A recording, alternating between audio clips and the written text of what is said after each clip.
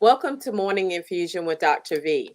Have you ever wondered what it would be like to almost lose your life to in a car accident, but learn to live life better than you could have ever imagined? My name is Dr. Viola Pierce. I'm the owner and the CEO of VP Nursing and the Nurse Nurturer and the facilitators of Secret Suppers Worldwide with Dr. V, where our goal is to teach nurses to leverage the knowledge that they already know working from their computers around the world, making money and owning their own time.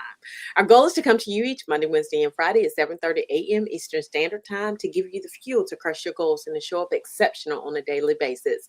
Know that one of the goals of Morning Infusion with Dr. V is to expose you to leaders that have overcome so that you know that the possibilities are endless. If you're watching on YouTube, don't forget to hit the subscribe button and leave a comment if you were ever told that you would not succeed. And remember to click the calendar link above if you want to create another stream of income and enroll in our 12-week course, VP Nursing Business Academy.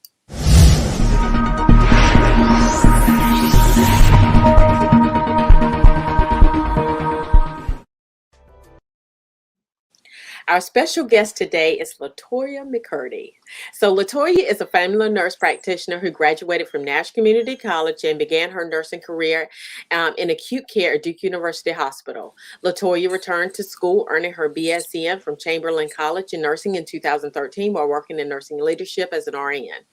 She attended grad school at George Washington University, earning her master's in nursing. Her interests include healthcare policy reform. She gained national recognition from the American Association of Nurse Practitioners for her dedication and commitment to the nursing profession during the COVID-19 pandemic. Her passion to increase access to quality care, improve healthcare literacy, and promote health and wellness across the lifespan led to her opening her own practice in 2021. Nutri Drip IV Hydration and Wellness Clinic opened their doors.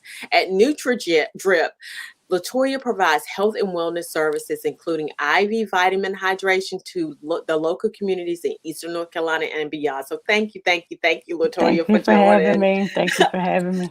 Love it. I love it.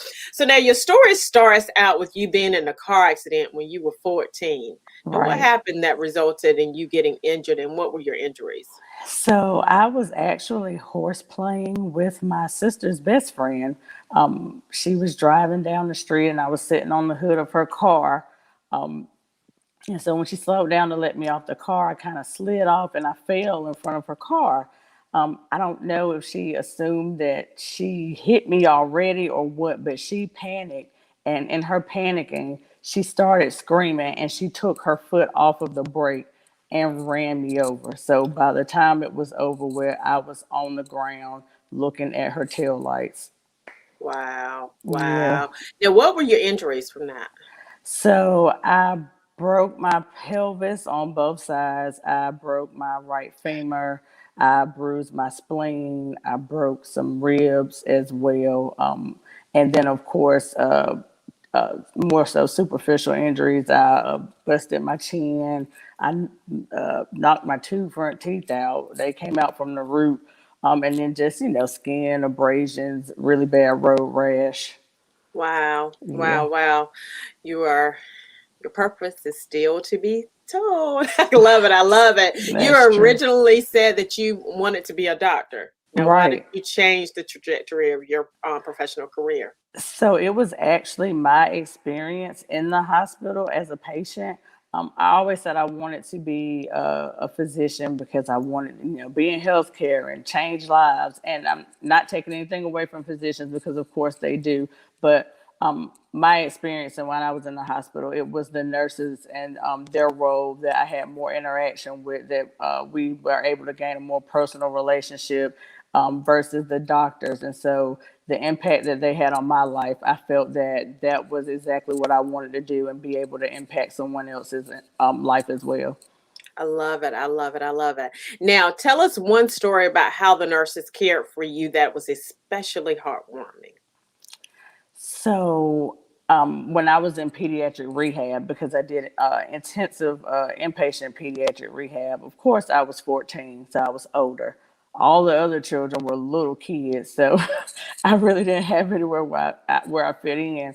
The different activities they had were for little kids. The nurses would like pitch in and they would go rent me movies that I wanted to watch, or they would bring me snacks in and things like that. And I mean, even in the hospital, your clock gets off and you're up all night and sleep all day, or so at nighttime when I couldn't sleep, my nurse would come in when she got through doing the rounds, and she would sit with me and watch movies and talk to me, just so I had that engagement, and didn't go crazy being in there, with really ultimately no other patient my age to talk to or to relate to. So, I and love it. just I the love it. encouragement, even though it looked very, gloomy from my point of view, the encouragement, hey, we've had people in worse situations. You're doing great. You're going to do well. Just remember, you're going to leave out of here. You're going to walk again.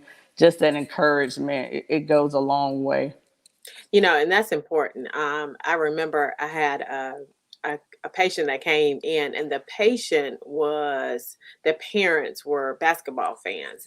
And the Okay. particular room that they were in, which was very abnormal because most of the rooms have TVs, but that particular room just didn't have a TV.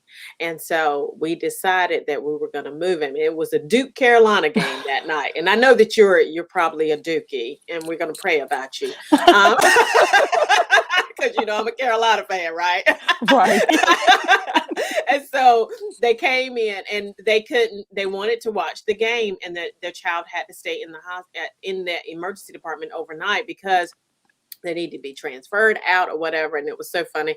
I moved into the room, and then I was like, wait a minute, are you a Duke fan or are you a Carolina fan? And they were Duke fans, of course. And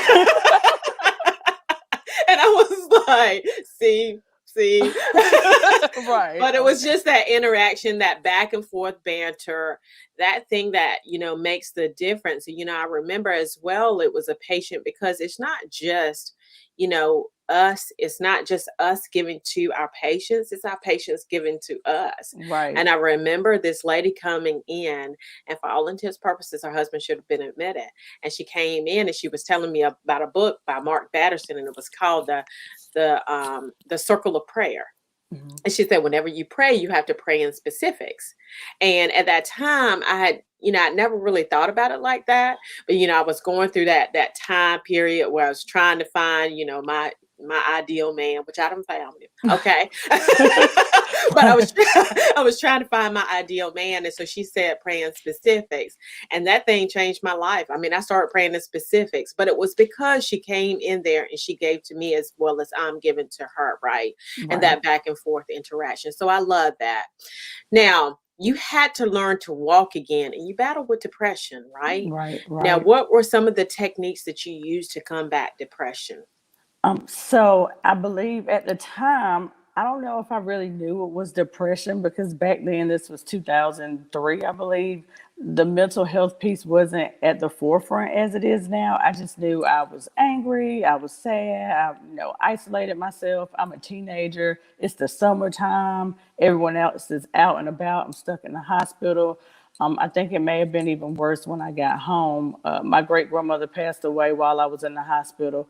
Wow. And when I was made aware of it, she had already passed, and the funeral had already been, done, and she had been put in the ground. But it was like right at the onset of my hospitalization, so I wasn't told. So that loss, I think, kind of started it.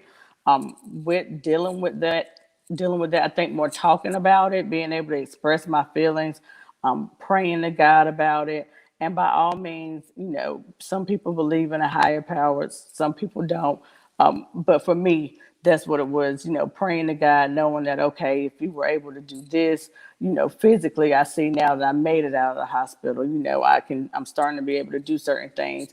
I know that you have control of my mind, and that you can handle, take care of that as well. Also, like I said, speaking to my family, having a supportive family, being able to express my feelings, how I feel, and talk it through, and not being judged about it was a big piece of it. I love it. I love it. I love it. Yeah, it's definitely something that, used to be really, really taboo, and we've changed that Right, narrative, right? right, And that is so key to us moving forward with mental health, right, because I used to think I used to think, why don't people just get up? Like, young and, looking all good and Right. everything going all well, but life hits you. When life hits you, it's a whole different ball game. And It for does. me, it was postpartum. It was postpartum depression. When I got there, I was like, Lord, why is it that I can't get out of this bed? Is this depression, right? You just don't know Hmm. because sometimes it hits you, like you said, and you just don't know that it has hit you, Right. You right? don't realize that's what it is. That's right. That's right. Now you started nursing school, but withdrew because you got pregnant. Yes. Now, did you think you were going to return to school? I did think I was going to return to school, just because I've always been a very determined person. So if I set my mind to do something, I usually, execute it. But I mean, that was a big thing, a very big thing. It was, I don't even know how to put it in words, really. Because I got so much recognition because right out of high school, I got admitted into Nash's nursing program. So initially, I would have graduated as an RN at 19, and I had a full scholarship to go. And back then, everyone else in my nursing class at that time were adults. Most of them were on their second career. They were married, And so here I am, the youngest person. Hey, this is the girl that, came right after high school and so forth and so on. And now I'm pregnant. I was embarrassed. I was embarrassed. I would say that was probably about 50% of it. And the other 50% was morning sickness, not feeling well. Nobody got time for that foolishness no more. Right. Right. So yeah, I mean, I can see that, and and one of the things that I think that a lot of people say all the time, and this is it's just really funny, the perspective, how your perspective can be either your prison or your passport, right? Right. Right. Because people come out and they say, well, I'm in my 40s and I can't do this, I can't go back to nursing school. But the reality is that when you're in your 40s, you actually know a little bit more than we do at 19, right? Right, exactly, Bec- exactly. because when I went to nursing school, I was just like you, right? I Hmm. came right out of, and I didn't get no full scholarship. You to go, right? Okay. I didn't get a full scholarship, but I came right out of high school, went into nursing school, and I didn't even know you gave Tylenol for a fever. Like, I was clueless, absolutely clueless, right? But you Right, already, at 40, you already know that because you done raised a couple of children, typically, right? You have some right. idea of that. So people who say that, okay, well, I'm gonna have a second career at this age, that doesn't make sense. No, no, no. It does make It sense. makes perfect sense. Exactly. You can do whatever you want. You're Whatever right you about want. Just that. put your mind to it. Exactly. Now, when you graduated nursing school, what unit did you go to? And was this your dream unit? I went to Duke University Hospital in Durham, North Carolina, and it was a great unit. I went to a specialty medical surgical floor.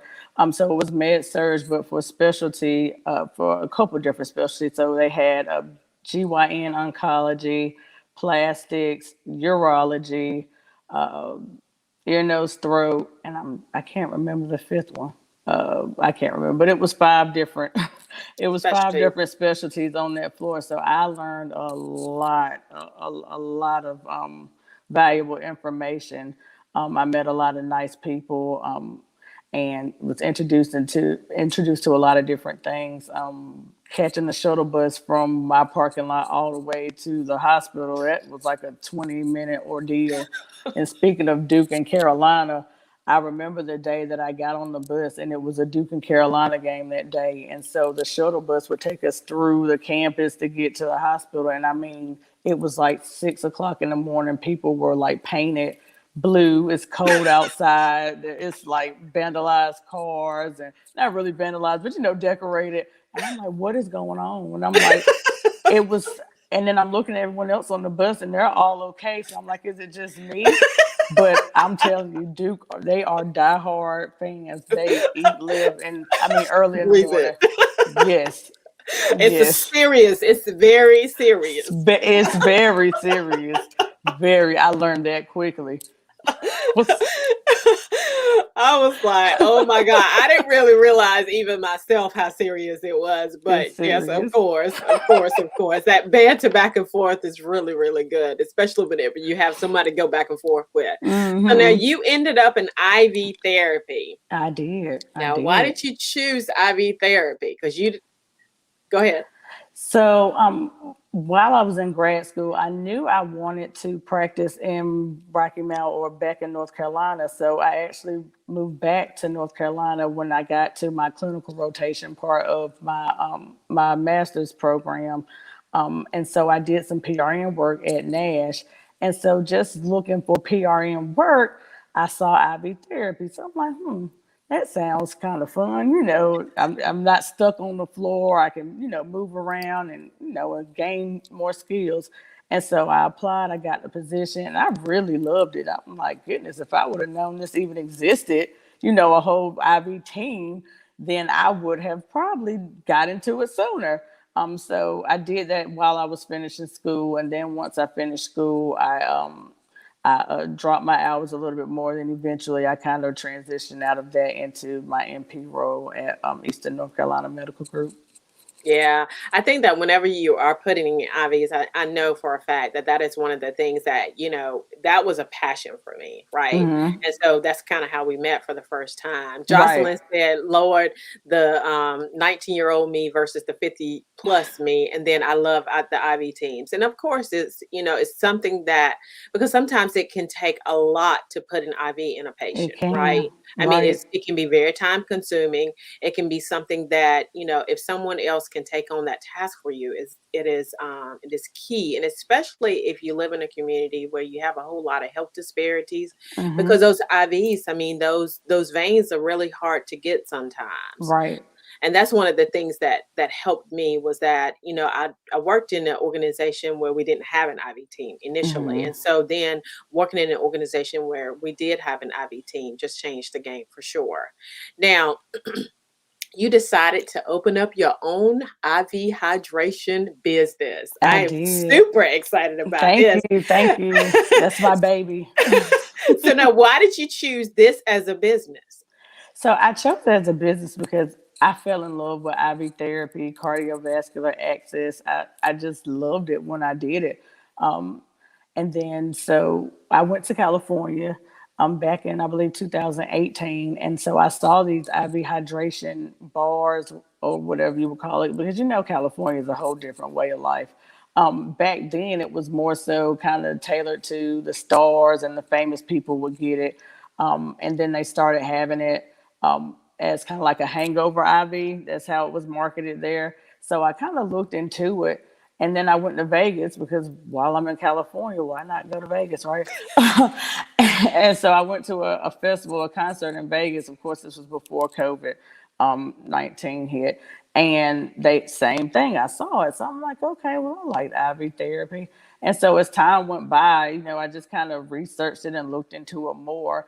And so I'm like, well, it makes sense. When we have patients in the hospital, we give them different, infusions for various reasons. So we could do this as a wellness piece. It doesn't always have to be because you're sick. It can be to, optimize your health and your overall wellness. And so just putting it together over time, and then eventually it's like, okay, you've been sitting on this, what are you going to do? So I kind of gave myself a push, and NutriDrip was born.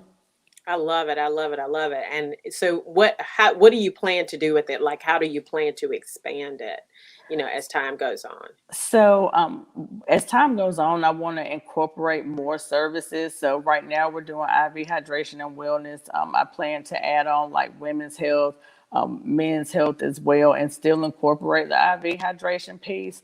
Also patient education, because I'm very big on patient education. So, being able to have classes on chronic disease management, diabetes, hypertension, hyperlipidemia, or high cholesterol. So just adding on those things to help the community.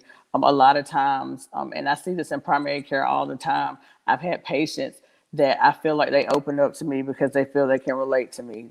I'm not a big tall, intimidating man that's coming in to say you need to do this, this, and this, as most people expect a quote unquote doctor or medical professional to be.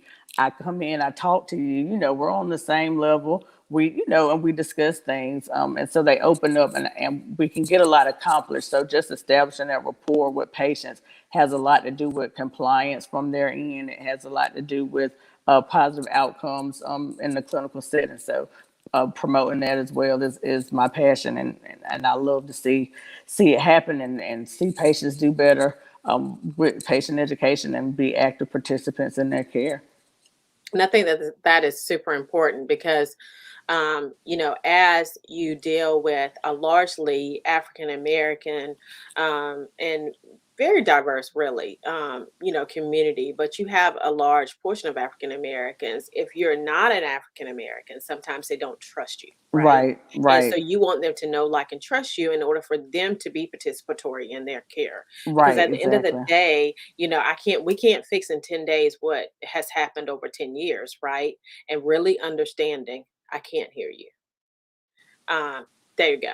And so really understanding what we need to do in order to change the narrative.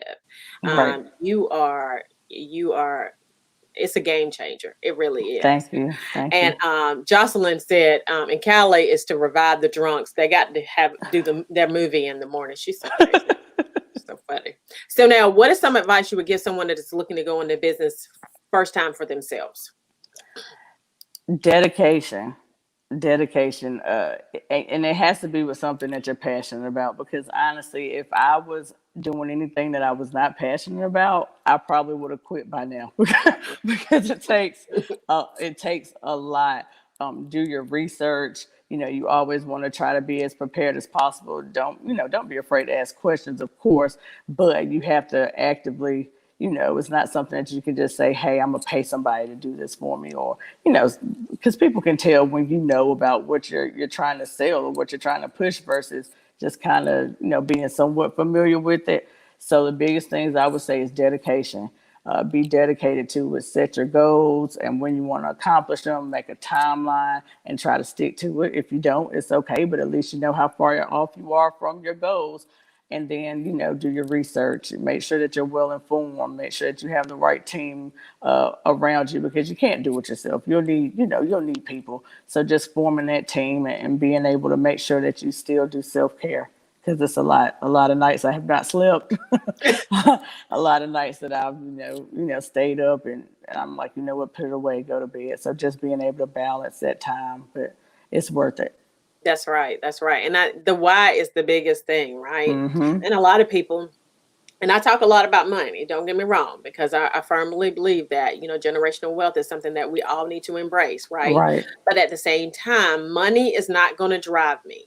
Mm-mm. Money does not drive me to do what I do. No. Money does not drive you to do what you do. It is Right. the passion behind that. It's changing people on the outside of who you are, right? Right. In order to be able to advance who we are as a people. So I love it. I love it. I love it. And I love that you're doing it. So tell us a story about the lady that had COVID. I want to tell that story. Oh, that'll be great. So, I was introduced to a lady from Eastern North Carolina, and so her issue was she had COVID maybe about 3 or 4 weeks ago, and she had went through the monoclonal therapy as well, and just still had the fatigue, the malaise, just overall no energy, drain from day to day. She stayed in the bed majority of the day, and so she came into our infusion clinic. She was referred by one of her family members that was familiar with it.